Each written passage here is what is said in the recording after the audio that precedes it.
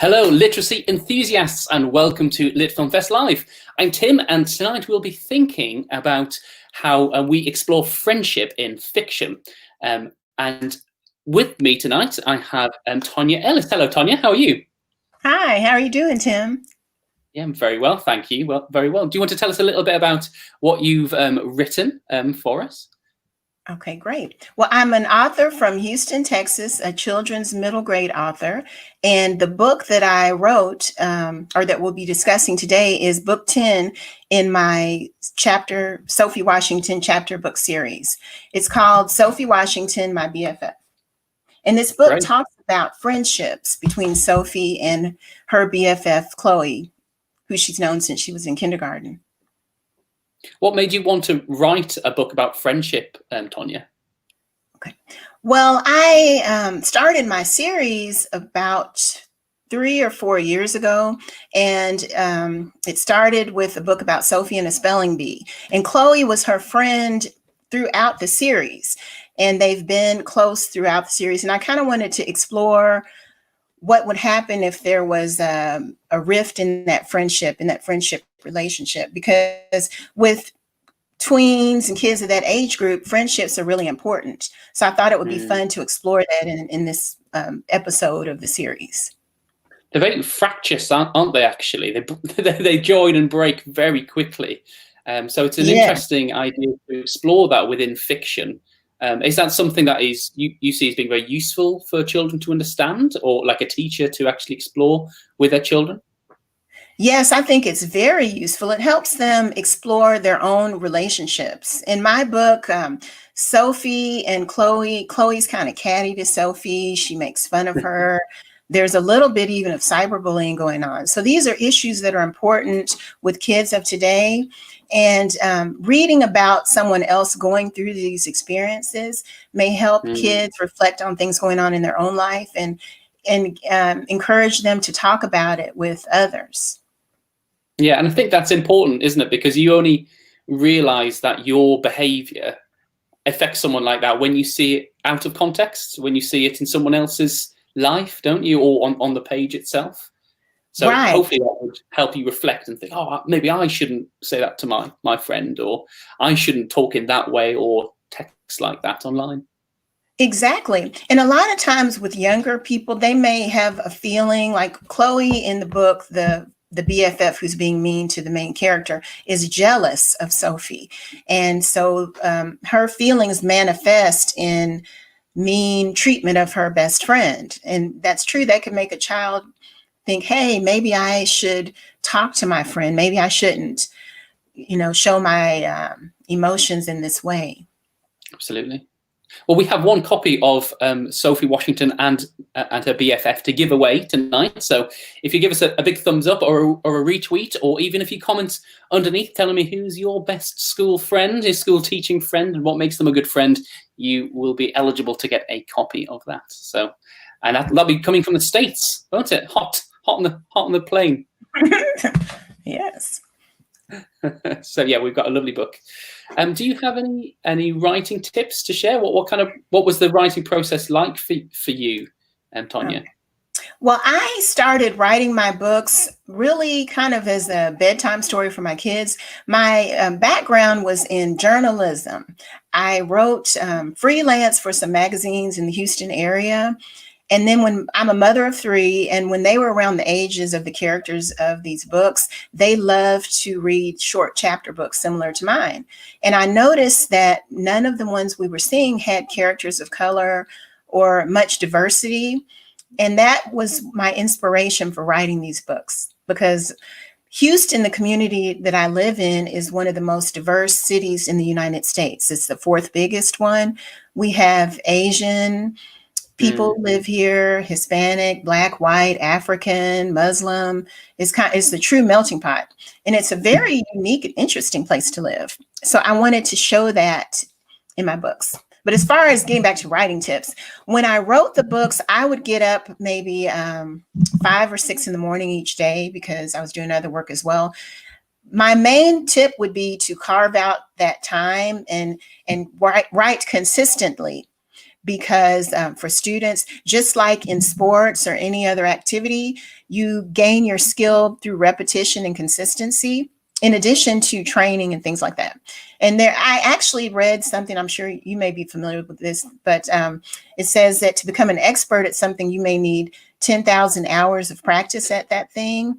And so my advice for any budding young writers out there would be to write maybe in a journal on a daily basis. You could even practice blogging or something like that, but to continue writing to improve your skill. And also reading is very important. I read, I'm a voracious reader. I read at least 4 or more books a month. I can see in the background. Oh, on my bookshelves behind me, yes. And for my children, I love children's books. So I read a lot in that genre. And that makes me comfortable with what is popular and what people who read those type books are looking for. Yeah, actually, books can go out of fashion, can't they, as well, which is interesting. Yes. You know, one thing that we're told as educators is to look for the new books that have come out, because it's often what will be applicable to, you know, enjoyable by the children. You know, things like Roald Dahl probably a bit more timeless, but you know, I grew up on Enid Blyton, these, you know, famous 5 books all about adventure stories for children, but they're a bit too slow for children now. So to be a good reader of children's books makes sure that we're serving our children better, really, doesn't it? And finding out interesting reads that are applicable to them. Right, exactly. And I want my books to be relatable to the children. And that's something I find parents will write me and say, yes, she wouldn't put the book down. She's the child who did not like to read. And now that she's found this series, she's reading, you know. So that's true. Some of the books that I read as a little girl, when I tried to give them to my children, they did not relate to them and did not want to read them at all. Yeah, absolutely. So, and you've already touched a little bit on this, but why do you think it's important to read about interracial friendships as well? That kind of, you've already talked about the melting pot that you live in. Why is that important to explore in books, do you think, in the class? Just to learn about different cultures, learn about different experiences so that we can understand other people's, because we're living in a global world, a world where we're all interconnected now. And a lot of the unrest here in the United States comes about, in my opinion, because people don't understand each other. They're not familiar with differences, and so there's distrust and things like that. But if we learn about each other, learn about people's backgrounds and experiences, you may have more understanding when there are conflicts or disagreements about things. And I think that's important. And really, our world is small now. Of course, we can't travel now, but you know, we travel more than I ever imagined when I was growing up. Everyone is interconnected. That's really why the pandemic spread the way it did, because you know, years past, people weren't traveling and mingling the way that we do. So we need to work together and understand each other. So books need to be diverse, and it's just necessary in our age that we understand each other. We'll read a bit in your extract that you're going to read for us in a minute, chapter 1. But Sophie, she feels a little bit conscious. I got the feeling of having a photo taken next to someone else of a different race, and it's not a huge thing, but I think she like twiddles with a braid. She's quite conscious that she has, you know, that she has braids, that she is different, and for me that jumps out, that is inside that child's, you know, mind, that they are feeling conscious in that way. And really, I would never understand that personally, because I'm not a 7-year-old black girl with braids. I'm not sure if you noticed. But to see that in fiction, at that time, I am in that character's head. You know, I do feel for her, and I do understand how she's feeling. So, you know, fiction for me, particularly, you know, what you've written is great at, you know, explaining those principles of how someone else feels, and that is, you know, in someone else's skin. And that's interesting you bring that up, because when I wrote that, I wasn't even really thinking that way. But also Chloe is considered the prettiest quote in the group. So Sophie's conscious of her appearance around her as well. So interesting. Yeah, but that's true. What impact do you hope to see on the reader from your writing? I mean, either about friendship or race, actually. Well, with friendship, I hope that they see in this book, Sophie gets into trouble because she is not true to herself, trying to fit in with the other children and get her keep that friendship. She does things she shouldn't do. And I want them to be encouraged to be true to themselves and to know that people need to like you for yourself and who you are and accept you as you are, as long as you're behaving properly and morally. But with the racial issue, this book doesn't really specifically deal with race. But as I mentioned, all the books have characters from multicultural backgrounds. So they teach tolerance and acceptance of differences in others. So I want them to take that away when they read books.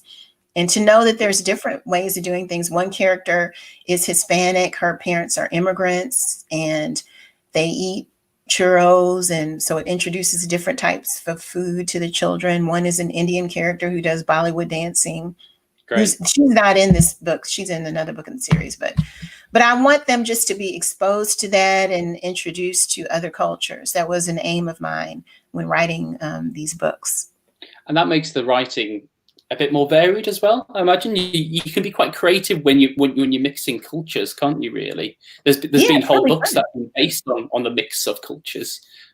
We were just talking about the book No Ballet in Syria as well, weren't we, Tonya?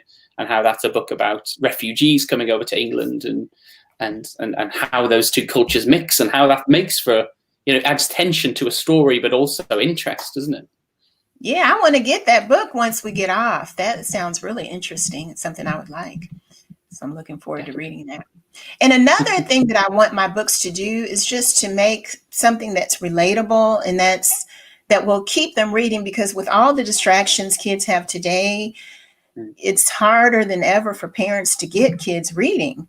And so I want something that they can relate to, that they feel like helps them with their problems and also entertains them and is fun and will keep them turning those pages. Absolutely. Nothing better than a good book. Definitely. Yes. And to get that reading habit, because here, a lot of the books that feature African-American characters, and there are not many, as I mentioned to you before we started the interview, I believe 12% of books published in the USA featured African-American protagonists last year. But I want them to have something where they can see themselves and other kids can have, they say there's a psychologist named Rudine Sims Bishop who says books should be mirrors, windows, and sliding glass doors. So I want them to be mirrors where kids can see themselves, windows where others from different groups can learn about other children, other places, and sliding glass doors where they can feel like they're entering and experiencing different cultures and lives. That's a fantastic quote, isn't it? Really interesting. Yeah, that really speaks to me because, and I feel like even for myself, I grew up in Kentucky, in Louisville, Kentucky, where Breonna Taylor was murdered, the woman you hear about in the news. And so books really opened up the world to me because it made me want to travel and, go to different places, because I was in a small community here in the United States. So, and I want my books to be that window and that place of comfort for children. And get them reading and loving books like I do. We had a really interesting book release last year called "Why I'm No Longer Talking to White Folk About Black Problems." I think it was that as a slight misspeak, but it was brought out last year and it sold fairly well. And then, lo and behold, BLM happened. Really took off, and it became a bestseller. Because suddenly, the world was open to like the Black community and issues that were raised, and it was interesting, really, that book, "Why I'm No Longer Talking to White Folk," that came out last year. People weren't buying it, and but then they were very receptive. It was a good, like you said, like a good window into into like how we're trying to listen now to each other, and how your books are a symbol of people coming together and being friends and going through problems as well, which is an important thing for any friendship to do, let alone any friendships from different backgrounds. But that should be a good window of what we should be trying to go through and achieve. Yeah, I think so. And I see that here in my community. It's no utopia by any means, but my children attended schools similar to the one I depict in my books. And the kids really got along in harmony, different races. My kids had friends of all races. And, so I feel like if people understand one another and interact, it can be that way. I think a lot of times it's just people don't understand or know and have fear of something they don't understand. Absolutely. Right, Tonya, we're going to now go to our quick fire fiction section. So it's going to be a resource that all teachers can use in the classroom. Tomorrow, we'll be also editing this section up and putting it on the website. We're going to get you to do a reading in a second, and then we will pull it apart and ask you some meaty questions about your writing to dig deep into it. Are you ready? Yes. Mm-hmm. Okay, we're going to get going. Ready? 3, 2, 1.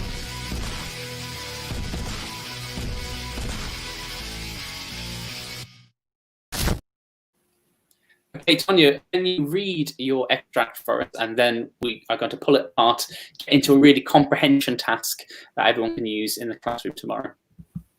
Okay, so I read my extract now. Okay, great. I'll read chapter 1 in Sophie Washington, my BFF. Pleasure Pier. My mom says a good way to finish something I hate doing, like eating Brussels sprouts, is to get on with it and count backward from 10 until I'm done. I tried it last week after she made me apologize for calling my brother Nuggethead. It was a teensy bit easier. But what's happening right now is so terrible that I silently count down all the way from 100 and squeeze my eyes shut.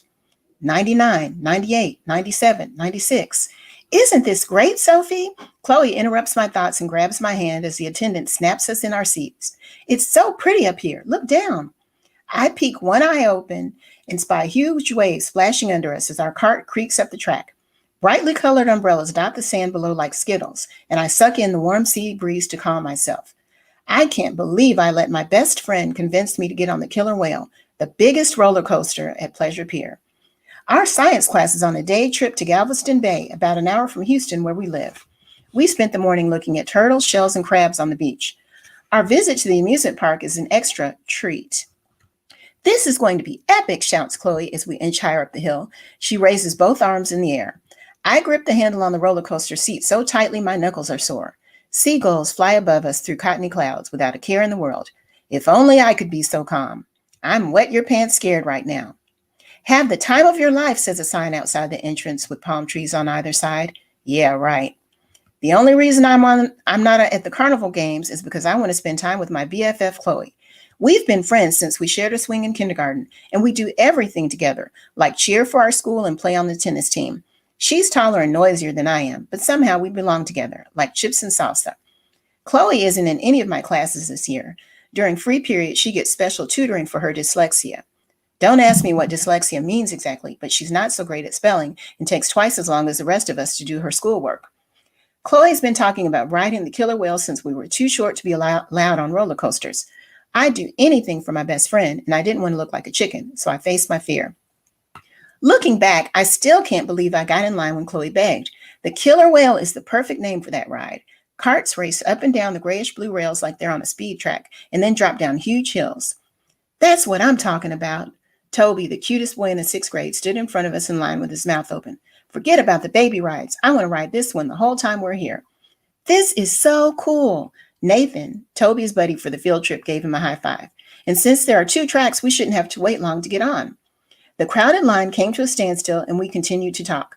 Hey, Sophie, did you start that poetry assignment for English class? Toby edged around Chloe. Can you help me with it at school tomorrow? I need to get an A or B to raise my grade. You read the poem yet? Said Nathan, pausing the video game he was playing on his phone and also looking my way. I can't figure it out. Why didn't you ask me what I think about the poem? Asked Chloe with a frown. Well, I didn't think you were doing the same work, said Toby. Her lips curled and I braced myself. Chloe is super sweet most of the time, but act like she's not as smart as someone else, and she changes from cuddly kitten to ferocious tiger. As a matter of fact, I am doing the same work, she said, wrapping her arms around her chest. Just because I go to a tutor sometimes doesn't mean I don't know what's going on. I still have the same English assignments as you guys. I don't think he meant that, Chloe, I said. Yeah, everybody knows you're the spelling champion, while I'm the 6th grade dummy, said Chloe. Now, wait a minute, I said. My braids were blown back by the air from a roller coaster cart. The line started to move again, and Valentina, another of our good friends, pulled out her cell phone. Get closer, guys. I want to get a picture of us in front of the killer whale. We all leaned in. Chloe, who looks like a tween model, shook her shiny black curls and flashed a bright smile for the camera. I hoped my 2 braids weren't sticking up. Let me see. Valentina's field trip partner, Miriam, peered down at the picture and giggled. Your eyes are all bugged out, Sophie. OMG. Chloe put her hand over her mouth to hold in her laugh. I grabbed for the phone. Delete that, Valentina. No problemo. I'll take another one, she said. The people in back pushed us, so we had to go forward. Come on, y'all, the line's moving. Chloe eased us closer to the killer whale, and I forgot about the embarrassing picture. I wanted to ride the killer whale as much as a fish wants to be hooked on a line. A couple of months ago, I threw up at the top of a giant slide at a school festival, but I didn't want to look like a scaredy cat in front of Chloe and my other friends. Now I'm strapped into this lunchbox on wheels with no way out. We moved faster, and I began to count again. 95, 94, 93, 92. Here we go. Brilliant. Fantastic. Thank you. We've just had a comment from Laura. Thanks, Laura. Finding a book with a range of characters from different races where race isn't the central topic is tricky. These sound absolutely fab. Thank you, Laura, for sending that in. I think that's a good summary, really, isn't it, of what you're aiming to do in your books. Right. They don't talk Tonya. exactly about race all the time. Yeah. It's not always the topic, is it? Kids are kids, aren't they? They just want to get on and do things like go on scary rides or not, as Sophie found out. Right. And that's something else that was an aim of mine when I wrote my books, because a lot of the books that deal with African-American issues or feature African-American characters in this age range are kind of heavy topics, social issues, which are very important, or they're historical, talking about slavery and things. And then it makes it where the kids it's not something just fun to read, and those are wonderful, meaty books that are very good. Many of them I treasure, but I wanted something that was just fun that they could enjoy and read. Absolutely. Yeah. Kids are kids. They just want to run around, don't they? And be silly and roll in the mud. Right. Exactly. Right. Tonya, are you ready for your quick fire fiction questions? Oh, yes, I'm ready. Come on. Bring it on. Bring it on. Bring it on. See how well you know your own book. Was there anything your parent or guardian told you that you should get used to doing? Really working hard, because in life, nothing comes without a lot of hard work and putting in that work and time. So that's something my parent told me. Fantastic. Good answer. Mine probably was the Brussels sprout one, actually. I have to get used to, which is hard work, isn't it? Eating Brussels sprouts is hard work. Let's be honest. Yeah. Have you ever been peer pressured into doing something that you didn't want to by your friends?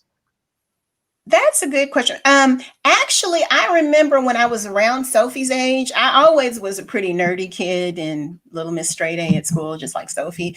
And I remember letting someone copy answers in about 6th or 7th grade, and I got a 0. So I learned my lesson, never do that again. And that was something I was pressured. I felt like trying to be somebody's friend that I should not have done. I had exactly the same story, except I gave my friends the wrong answers on purpose. Good idea. And they learned not to copy from me. So. Oh, that was smart. Yeah. What do you hope children will think that this book is about before they read it, say from the front cover? I hope they'll think it's about having fun with friends and getting along with friends. Yeah, good. Why do you use italics for the word teensy in the opening paragraph? Just to stress that it's a teensy bit easier, or I can't remember that exact line, but it's saying it's a teensy bit easier. So it was just a little easier for her. So when you use those italics, you're stressing that word. And I could hear that when you read it as well. You actually go teens, and you actually want to do that with your hands. If you were to act it out, you would go teensy, wouldn't you? So it's funny that just putting words on a slant like that makes you actually act it out and change your voice. But yeah, absolutely stresses it. Yeah. Mm-hmm. What perspective are you writing in, and why did you make that choice? So first or third person? I'm writing in first person, and I made that choice. So you're right in Sophie's head. You're seeing the world through her eyes. So when you write in third person, it's like a narrator is there telling you what's happening. But first person means you're speaking through that character's voice directly. You can hear a lot of her thoughts. She's got quite a bit of sass, hasn't she, Sophie? And it's nice to hear that in first person, I think. Otherwise, she'd have to be speaking it if it was third person. Or there would be a narrator saying, Sophie walked to the roller coaster. She felt this way. But you wouldn't know her exact thoughts. The narrator would be telling you what she's doing and describing what was happening. And that was important for you to have that in first person, then, was it? Right. Or third person. Third person would be the narrator.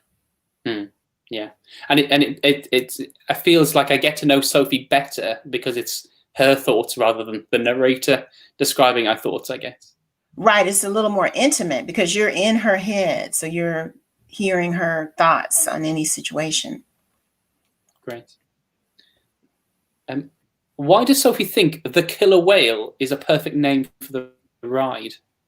Well, she's not sure if she'll survive the ride, so that's why she thinks it's a perfect name. She's scared to death. Is there a metaphor that describes how Chloe acts when someone is smarter than herself? So in the book, I said that she changes from cuddly kitten to ferocious tiger. So she's normally seems really nice, and her character throughout the series, when anyone talks about her dyslexia, she becomes very angry. She's like, if you know the Incredible Hulk, she goes from Bill Bixby to the Incredible Hulk. I wanted to put that in there, but I didn't know if kids would know what that was. So. Oh, definitely. I think they definitely would. Where is the simile in this extract? I'm just going to read that out for you. It was in the end. I remember you told me. I've seen that. Do you want to read that out? About wanting to be hooked on a line, like a fish on a line or something. Yeah, that's it. I wanted to ride the killer whale as much as a fish wants to be hooked on a line. Well, so so why did you choose to write that simile in there? Well, they were they were in Galveston Bay, so they were in a beach area. So I was trying to use descriptions that kind of brought to mind where they were, which was it's actually about 40 minutes to an hour from my home. I love living near there, especially in these times, because I go there on the weekends and hang out on the beach, and it's not really crowded. And here in Houston, the temperature, I don't know it in Celsius or whatever your degrees are there, but it's like 70 and 80 degrees. So wow. I've been going there every weekend. Yeah. So it's really nice. But I wanted to bring to mind that seaside atmosphere. Lovely. And thank you, Tonya. Thank you so much for joining us tonight. You do have a new book out soon. Do you want to tell us a little bit about that? Yes, thank you for having me. Thanks so much. I've enjoyed my time here with you, Tim. And my newest book is Sophie Washington Class Retreat. I don't have the copies. I printed out. It's coming out next week. I don't have the physical copy here. But in this one, Sophie and her friends take a camping trip. And her brother talks about Bigfoot that they see on a show. And so they're afraid that they're going to see Bigfoot. So it's coming out kind of near Halloween time. And It's talking about their fears of this imaginary Bigfoot. And it also does explore race in more detail in this book than in the other ones. Fabulous. Well, Tonya Ellis, thank you so much for joining us. We really enjoyed having you on. You'd be very much welcome back anytime you'd like to. And we do have a giveaway, so we are giving away one of the Sophie Washington series books that Tonya will be sending out. Please just like, retweet, or comment below, and you stand a chance of gaining one of those books. Don't forget to check out all of our resources online too at litfilmfest.com. We have lots on friendships and race actually as well. The quickfire Write series is great. There's loads of free projects on there that you could just teach tomorrow, play the video, ask the questions, get them to write a really meaty information piece all about these topics. So thank you, Tonya, for staying with us tonight.